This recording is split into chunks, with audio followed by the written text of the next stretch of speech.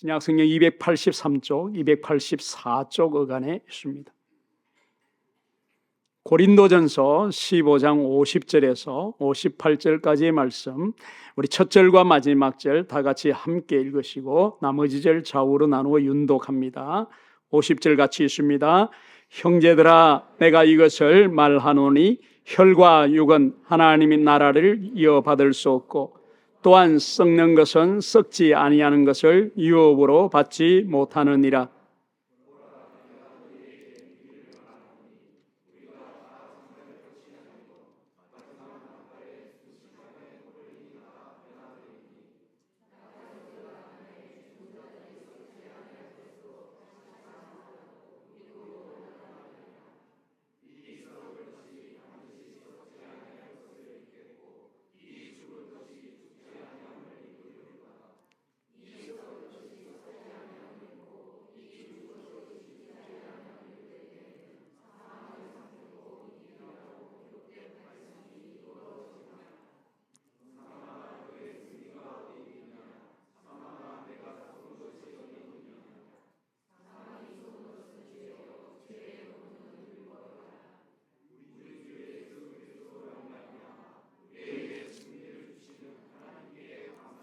같이 읽읍시다. 그러므로 내 사랑하는 형제들아, 견실하며 흔들리지 말고 항상 주의 일에 더욱 힘쓰는 자들이 되라. 이는 너희 수고가 주 안에서 헛되지 않은 줄 알미라. 아멘. 네, 오늘은 우리 주 예수 그리스도께서 십자가에 죽으시고 3일 만에 다시 살아나신 이 부활주일입니다. 정말 기쁜 날이죠. 교회와 그리스도인들이 오늘 이 날을 기뻐하는 그 이유는 그리 단순하지는 않습니다. 그저 1년에 한 번 돌아오는 특별한 주일로 절기를 지키는 것도 더욱 아닙니다. 오늘은 기독교 복음의 심장이 다시 뛰는 날이라고 할 수 있습니다.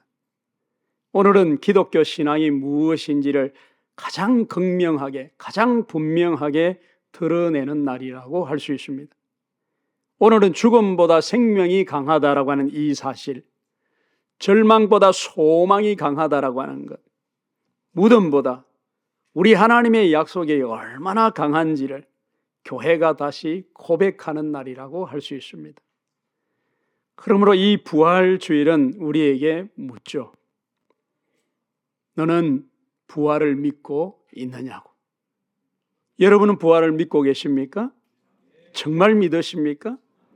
예수 그리스도께서 다시 사셨다는 이 사실을 교우 여러분들은 아십니까? 그렇다고 하면 그 사실이 오늘 저와 여러분의 삶에 어떤 의미를 가지고 있을까요? 여러분은 죽음 저 너머를 바라보면서 오늘을 살아가고 계십니까? 여러분은 끝난 것처럼 보이는 상황 속에서도 아직 끝이 아니라고 감히 말을 할 수 있으십니까?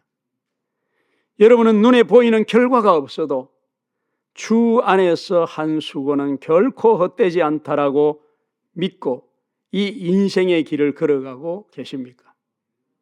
교우 여러분, 기독교 신앙은 다름 아닌 부활 신앙입니다. 십자가 없는 기독교는 기독교가 아니죠. 역시 부활 없는 기독교, 기독교가 아닙니다. 우리 예수님께서 죽으셨다는 이 사실만 있고 다시 사시지 않으셨다면 우리는 여전히 죄 가운데 있고 이 복음은 미완성의 진리이고 우리의 믿음은 헛될 뿐인 것입니다. 그러나 여러분, 주님은 살아나셨습니다. 정말 다시 살아나셨습니다. 역사 속에 실제로 죽어서 무덤 속에 묻히셨고 실제로 그분은 다시 살아나셨습니다. 그러므로 우리의 믿음은 헛되지 않습니다. 우리의 기도도 헛되지 않습니다. 오늘 드리는 우리의 이 예배도 헛되지 않습니다. 고로 우리의 삶도, 우리의 인생도 결코 헛되지 않습니다. 오늘 이 본 말씀 속에서 바울 사도는 이 부활을 단지 교리로서가 아니라 우리의 삶에 있어서 이 부활이 우리의 삶을 어떻게 바꾸어 놓는지를 지금 강력하게 말씀하고 있습니다. 부활은 죽은 뒤의 이야기만이 절대로 아닙니다. 부활은 오늘 버티는 힘입니다. 부활은 절망을 마주하게 하는 용기입니다. 부활은 이 흔들리는 세상 속에서도 결코 흔들리지 않게 하는 하나님의 능력입니다. 오늘 우리는 이 본 말씀을 따라서 우리가 가진 이 부활의 소망에 관해서 세 가지를 함께 나누고자 합니다. 우리가 가진 이 부활의 소망은 끝처럼 보이는 것을 끝이라고 말하지 않게 합니다. 오늘 본 말씀 50절을 보십시오. 형제들아, 내가 이것을 말하노니 혈과 육은 하나님 나라를 유업으로 받을 수 없고 또한 썩는 것은 썩지 아니하는 것을 유업으로 받지 못하느니라. 바울 사도는 지금 우리의 상태를 정확하게 지금 표현하고 말하고 있습니다. 지금 우리가 가진 이 몸은, 육신은 연약하다는 거죠. 병들고 썩고 늙고 그리고 죽습니다. 이 몸 그대로, 이 썩어짐 상태 그대로는 하나님 나라를 온전히 유업으로 받을 수 없다라고 말씀하고 있습니다. 그렇다고 해서 이 몸이, 이 육신이 악하다라고 바울이 지금 말하고 있지 않습니다. 기독교는 몸을 악하다거나 육신을 버리라고 그렇게 가르치는 종교가 아닙니다. 저와 여러분이 믿는 우리 하나님은 저와 여러분 우리를 몸과 영혼을 가진 온전한 존재로 지으셨습니다. 문제는 그 몸 자체가 아니라 죄로 인해서 들어온 썩음과 그 죽음입니다. 그래서 바울 사도의 이 말은 몸은 필요 없다는 것이 아니라 지금의 이 썩을 상태가 마지막 끝이 아니며 반드시 우리는 변화되어야 한다라고 말씀하고 있는 것입니다. 여러분, 이 말씀이 얼마나 큰 위로인지 아십니까? 우리는 우리 몸이 영원하지 않다는 것을 너무나도 잘 알고 살아가고 있습니다. 나이가 들어가는 분들일수록 더욱 실감합니다. 조금만 무리하거나 크게 넘어지고 나면 알죠. 병원에 다녀오고 건강검진 결과지를 받아드는 순간 우리 자신의 연약함을 우리는 깨닫습니다. 눈은 침침해지고 귀는 어두워지고 관절은 닳아서 쑤시고 심장은 불안정하고 우리의 기억은 흐려지고 작은 육신의 통증에도 얼마나 우리의 마음이 흔들린지 모릅니다. 이렇게도 우리의 몸은 연약하디 연약합니다. 그런데 여러분, 복음은 말합니다. 이 상태가 마지막이 아니며 지금의 내가 최종적인 내가 아니라고 말입니다. 하나님은 나를 이 상태로 영원히 두지 아니하신다라고 지금 바울 사도가 말씀하고 있는 것입니다. 그래서 51절 말씀을 이렇게 말합니다. 보라, 내가 너희에게 비밀을 말하노니 우리가 다 잠잘 것이 아니요 마지막 나팔의 순식간에 호련히 다 변화되리니. 여기 이 비밀은 감추어진 암호가 아닙니다. 하나님께서 이제 이 복음 안에서 드러내신 진리를 바울은 비밀이라고 표현하고 있습니다. 그 비밀이 무엇입니까? 주 안에서 죽은 자들만 부활하는 것이 아니라 주님 재림 때에 살아있는 자들도 다 변화된다라고 말씀하고 있습니다. 그렇습니다. 죽은 자는 썩지 아니할 몸으로 다시 살아나고 살아있는 모든 자는 순식간에 호련히 변화된다라고 말씀합니다.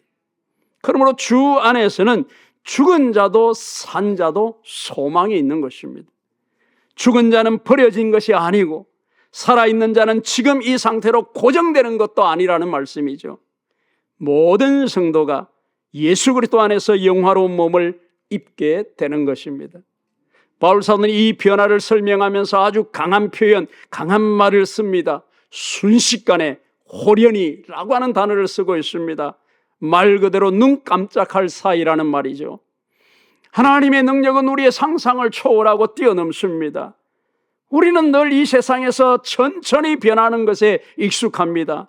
조금씩 나아지고 조금씩 좋아지고 조금씩 회복되는 게 익숙하죠. 그러나 마지막 날 우리 하나님이 주시는 구원은 순식간에 완성된다라는 말씀입니다. 그날 우리의 몸은 썩지 아니할 것으로 분명히 입게 될 줄 믿습니다. 농사를 지으신 분들은 잘 압니다. 씨앗을 땅에 묻으면 겉으로 보기에는 다 끝난 것처럼 보입니다. 흙 속으로 사라져 버렸으니 눈에 보이지 않으니 없어져 버린 것처럼 보입니다. 안 보이기 때문에 씨앗이 없어졌어 라고 말을 할 수도 있습니다. 하지만 농부는 압니다. 씨앗은 없어지거나 끝난 것이 아니라 땅에 묻힌 것입니다. 사라진 것이 아니라 그 속에서 준비되고 있는 것입니다. 지금은 조용하고 지금은 우리 눈에 감춰져 있지만 때가 되면 싹이 트고 때가 되면 줄기가 나오고 때가 되면 열매를 맺습니다. 성도의 죽음이 꼭 그렇다라는 말씀이죠. 세상은 무덤을 보고 끝이라고 말합니다. 그러나 부활을 믿는 성도는 다르게 말하고 표현합니다. 끝난 것이 아니라 잠자는 것이라고 말입니다. 하나님의 때를 기다리는 것이라고 말합니다. 주님께서 다시 반드시 일으키실 것이라고 표현하는 것입니다. 오늘 이 부활주일에 이 믿음이 다 회복되는 저와 여러분 되시기를 축원합니다. 여러분이 끝이라고 부르는 그 자리에 하나님은 아직도 끝내지 않으셨습니다. 여러분이 무덤이라고 여기는 그 자리에 우리 하나님은 부활을 준비하고 계시는 것입니다. 여러분이 잃어버렸다고 생각하는 그 자리에 하나님은 새 일을 시작하시는 것입니다. 혹시 여러분 가운데 이제는 내 모든 것이 끝난 것 같습니다 라고 푸념하고 말하고 싶은 분이 계십니까? 내 건강이 끝난 것 같고 내 가정의 평안이 끝난 것처럼 보이고 내 자녀에 대한 기대가 사라져버리고 내 일이 끝난 것 같고 내 기도가 내 인생의 한 장면이 다 닫혀버린 것 같은 분이 혹시 있으십니까? 오늘 부활의 주님께서 말씀하십니다. 너는 끝이라고 말하지만 나는 아직 일하고 있다라고 말합니다. 너는 무덤이라고 말하고 있지만 너는 무덤이라고 보지만 나는 부활의 시작으로 보고 있다라고 말입니다. 이것이 이런 부활신앙입니다. 부활의 소망은 끝처럼 보이는 것을 끝이라고 말하지 않는 이 믿음, 이게 바로 부활의 믿음인 것입니다. 두 번째, 이 부활의 소망은 죽음 앞에서도 승리를 바라보게 하는 것입니다. 53절 이하가 이렇게 말씀합니다. 이 썩을 것이 반드시 썩지 아니할 것을 잊겠고 이 죽을 것이 죽지 아니함을 입으리로다. 여기 중요한 단어가 반드시라는 단어입니다. 여러분. 아마도 그럴 수 있을 것이다. 아마 그렇게 될 수 있다. 이 말이 아닌 것이죠. 희망사항, 막연한 종교적 위로도 아닙니다. 반드시입니다. 기필코 그렇게 된다는 말이죠. 왜 그렇습니까? 우리 주 예수 그리스도께서 이미 부활하셨기 때문인 것입니다. 그리고 바울 사도는 이어서 54절 55절에서 이렇게 외칩니다. 사망을 삼키고 이기리라고 기록된 말씀이 이루어지리라. 사망아 너의 승리가 어디 있냐? 사망아 내가 쏘는 것이 어디 있느냐? 여러분 이 얼마나 장엄한 선언입니까? 인류의 역사에서 인간은 죽음 앞에서는 언제나 작아졌습니다. 죽음은 인간이 한 번도 스스로 이겨본 적이 없는 마지막 원수입니다. 사람은 병을 늦출 수는 있어도 이 죽음을 없앨 수는 없습니다. 의학은 시간을 벌어주는 것 같아도 영생을 줄 수는 없습니다. 돈은 좋은 병실을 줄 수 있습니다. 하지만 이 죽음을 막아주지는 못합니다. 권력은 사람들을 위해 군림할 수 있습니다. 하지만 죽음 위에 군림하지는 못합니다. 그런데 바울 사도가 지금 이 죽음을 향하여 뭐라고 외치고 있습니까? 사망아, 내 승리가 어디 있느냐? 사망아, 내 독침이 어디 있느냐? 여러분 이건 허세도 바울 사도의 자기 체면도 막연한 낙관주의도 아닙니다. 이건 실제로 부활하신 예수 그리스도에 근거한 그의 선언이요 확신인 것입니다. 예수님께서 죽음을 통과하셨습니다. 예수님께서 무덤으로 내려가셨습니다. 예수님께서 죽음의 세계 안으로 들어가셨습니다.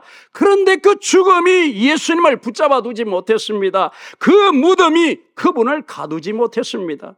그래서 예수님은 다시 살아나셨습니다. 그러므로 이제 이 죽음은 최종 권세가 아닌 것입니다.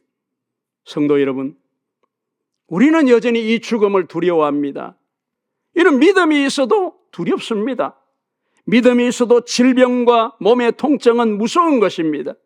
믿음이 있어도 사랑하는 일을 먼저 떠나보내는 것은 어려운 일이요 두려운 일입니다. 성경은 그런 두려움이 없는 척하지 않습니다. 보십시오. 예수님도 그의 친구인 나사로가 죽었다고 하고 그래서 그 무덤 앞에 서셨을 때에 우셨습니다. 죽음은 여전히 이 세상에서 아픈 현실인 것이죠. 그러나 이 부활신앙은 죽음의 의미를 바꾸어 놓습니다. 죽음이 여전히 아프지만 더 이상 최종 승리는 아니라는 것이죠. 죽음이 여전히 눈물을 부르지만 더 이상 마지막 말이 아니라는 말씀입니다. 죽음이 여전히 우리를 떨게 하지만 더 이상 왕자에 앉아 있지 않습니다. 왜 그렇습니까? 우리 주 예수께서 그 왕자를 빼앗았기 때문입니다. 목사로서 장례를 집례하다 보면 똑같은 장례식장인데도 분위기가 매우 다를 때가 있습니다. 어떤 장례는 장례식장이 온통 무너져 있고 그 공간이 그냥 캄캄합니다. 이제는 끝이다. 다시 못 본다. 모든 것이 끊어졌다. 그 절망이 장례식장 공간을 그리고 그 공기와 분위기를 잔뜩 짓누르고 있습니다. 그런데 여러분, 믿음이 있는 성도의 장례식장도 분명히 여전히 슬픔이 있습니다. 똑같이 그리움도 있고 거기 회한도 있고 눈물도 있습니다. 그러나 그 슬픔 속에서도 말할 수 없는 평안이 있다는 사실이죠. 왜 그렇습니까? 죽음이, 무덤이 마지막이 아니라는 것을 그들이 알기 때문인 것입니다. 주 안에서 잠들었다는 이 말이 위로형 표현은 아니기 때문입니다. 다시 만난다라고 하는 이 재해의 약속, 그 고백이 빈 말이 아니기 때문인 것이죠. 그렇습니다. 부활은 장례식장의 공기조차도 바꾸어 놓는 것입니다. 부활 신앙이 죽음을 없애지는 않지만 죽음의 의미를 바꾸어 놓습니다. 우리는 슬퍼하지만 그 절망 속에 슬퍼하는 것은 아닙니다. 우리도 여전히 장례식장에 울지만 소망 없는 자처럼 우는 것은 아닙니다. 56절이 이렇게 말합니다. 사망에서 오는 것은 죄요, 죄의 권능은 율법이라고 말입니다. 죽음이 무서운 이유가 뭔지 여러분 아십니까? 우리가 우리의 육체가 멈추기 때문입니까? 아닙니다. 죽음이 진짜 무섭게 만드는 것은, 죽음을 진짜 무섭게 만드는 것은 바로 죄인 것입니다. 죄가 하나님과 우리 사이를 갈라놓고 그 죄가 정죄를 가져왔고 그 죄가 죽음을 심판의 공포로 만들었습니다. 그런데 예수님께서 우리의 죄를 지시고 십자가에 죽으셨습니다. 그리고 예수님이 부활하심으로 말미암아 죄와 이 사망의 권세를 깨뜨리셨습니다. 따라서 이 성도에게 있어서 죽음은 여전히 통과해야 할 문이지만 그러나 정죄의 감옥문은 아닌 것입니다. 죽음은 성도를 아프게 할 수는 있어도 영원히 삼킬 수는 없는 것입니다. 죽음은 우리 그리스도인을 눕힐 수는 있어도 영원히 붙들어 놓을 수는 없는 것입니다. 왜냐하면 예수 그리스도께서 이미 영생의 길을 열어놓으셨기 때문입니다. 그래서 바울 사도가 57절에 이렇게 말합니다. 우리 주 예수 그리스도로 말미암아 우리에게 승리를 주시는 하나님께 감사하노니 라고 말입니다. 자, 이 고백을 놓치지 마시기를 바랍니다. 바울 사도가 지금 승리를 주실 하나님께 감사하노니 라고 하지 않았다는 거죠. 승리를 주시는 하나님이라고 분명히 말하고 있습니다. 미래의 승리만이 아니라 이미 시작된 그 승리를 지금 바울 사도가 지금 고백하고 말하고 있습니다. 우리 예수님께서 살아나셨기에 승리는 이미 시작되었습니다. 우리는 아직 완성을 기다리고 있지만 그렇다고 해서 이미 패배한 인생은 아니라는 말씀이죠. 아직 눈물의 골짜기를 지나고 있지만 진 싸움을 하는 것은 아니라는 말씀입니다. 부활하신 주님 안에서 우리는 지금 이 승리의 길을 당당히 걸어가고 있기 때문입니다. 혹시 교우 여러분 안에 죽음이 두렵습니까? 질병에 대한 두려움이 있으십니까? 노년, 늙음에 대한 두려움이 있으십니까? 사랑하는 이를 떠나보낼 것에 대한 그 두려움이 여러분 속에 자리하고 있습니까? 오늘 이 부활의 말씀을 마음에 새기시기를 바랍니다. 사망아 너의 승리가 어디 있느냐? 사망아 내가 쏘는 것이 어디 있느냐? 우리 주 예수 그리스도께서 다시 살아나셨습니다. 따라서 죽음은 왕이 아닙니다. 예수님이 왕이십니다.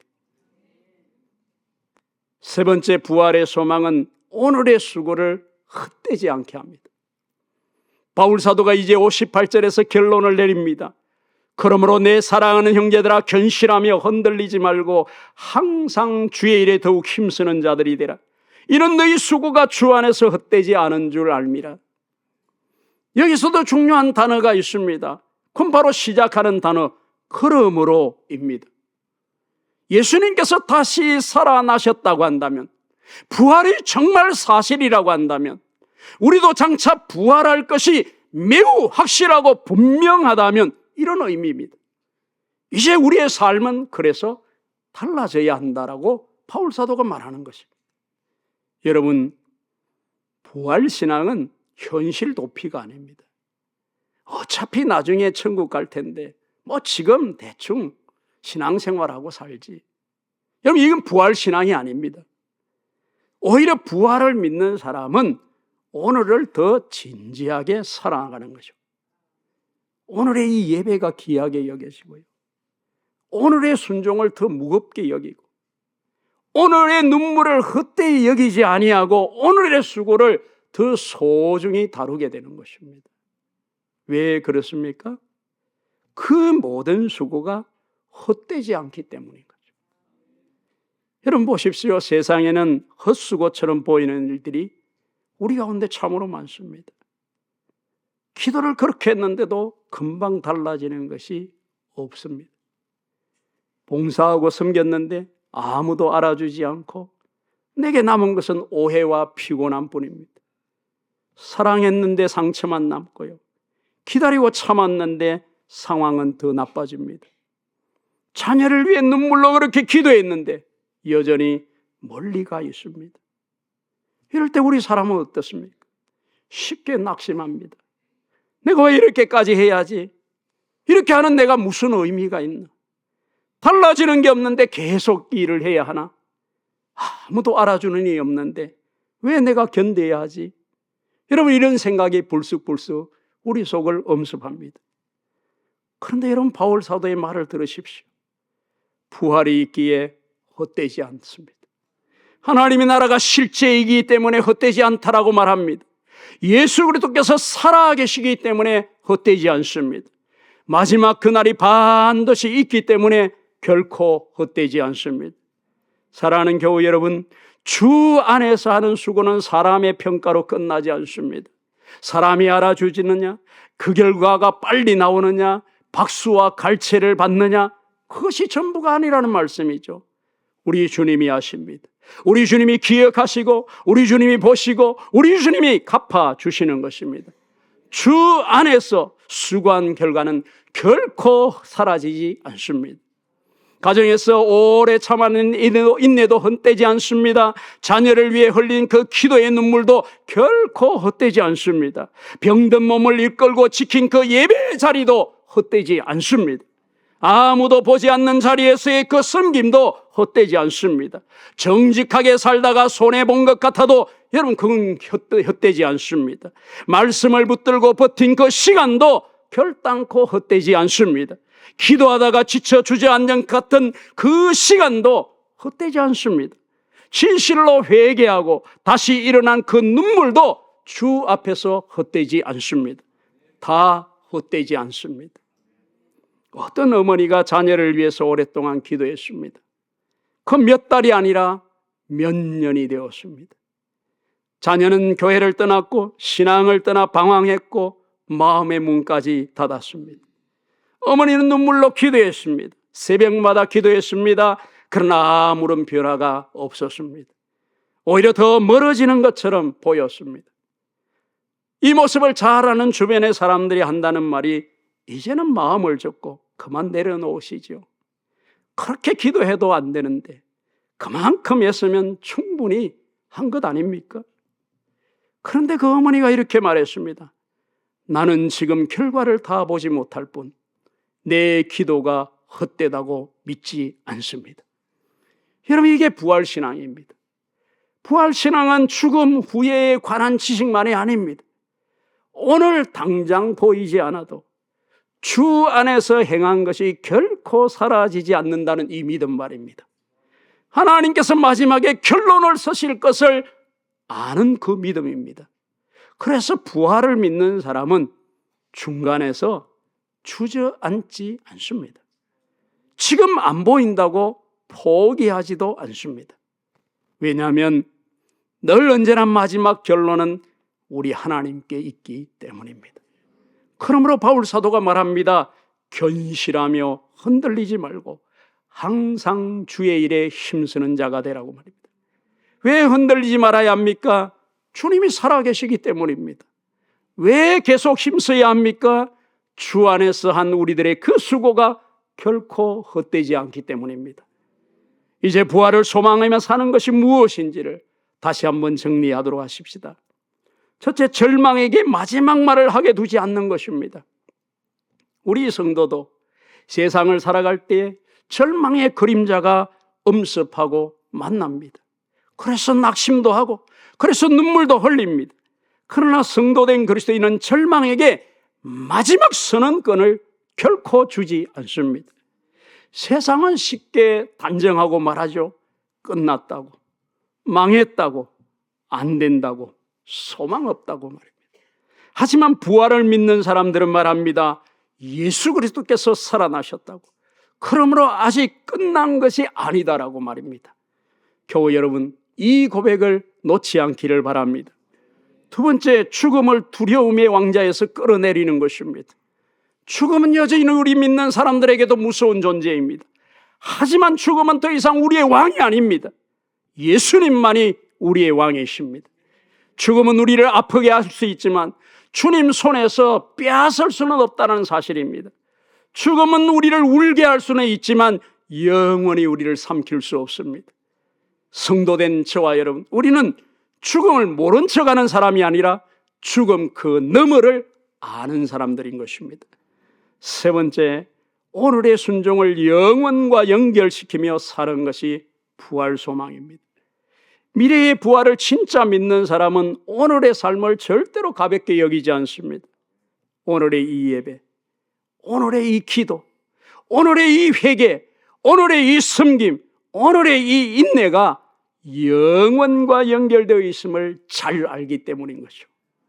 그러므로 성도는 지금을 허투루 살지 아니하고 오늘도 주 앞에서 신실하게 살려고 애를 쓰는 것입니다.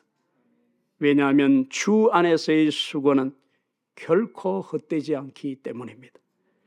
성도 여러분, 오늘은 부활주일입니다. 빈 무덤은 과거의 사건이 아니라 현재의 능력입니다. 예수님의 부활은 단지 주님이 살아나셨다는 이 사실만은 말하지 않습니다. 그 부활은 우리에게 선언합니다. 끝처럼 보여도 그게 끝이 아니고 죽음처럼 보여도 마지막이 아니라고, 눈물처럼 보여도 헛되지 않다라고, 지금의 연약함이 우리의 최종적인 모습은 아니라고 말입니다. 주 안에서의 수고는 반드시 의미가 있다라는 말씀이죠. 그러므로 성도 여러분, 견실하십시오. 흔들리지 마십시오. 항상 주의 일에 더욱 힘쓰십시오. 여러분의 수고가 주 안에서 결코 헛되지 않기 때문입니다. 혹시 마음이 무너진 분이 계십니까? 부활의 주님을 바라보십시오. 혹시 죽음의 두려움에 눌린 분이 있으십니까? 부활의 주님을 바라보십시오. 혹시 인생의 한 자리에서 이제 끝이다고 푸념하고 말하고 싶은 생각이 있는 분이 있으십니까? 부활의 주님을 바라보십시오. 우리 주님은 살아계십니다. 살아계신 그 주님께서 오늘도 우리에게 들려주십니다.